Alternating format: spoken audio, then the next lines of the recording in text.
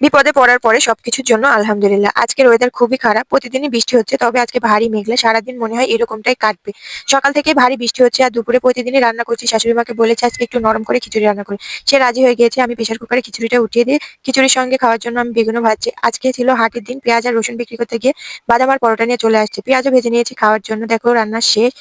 আমি পরোটা খেয়েও নিয়েছি। আর খিচুড়িটাও হয়ে গিয়েছে। মাশাআল্লাহ দেখতেও সুন্দর হয়েছে। তার সাথে একটু বাদামও ভেজে নিয়েছি।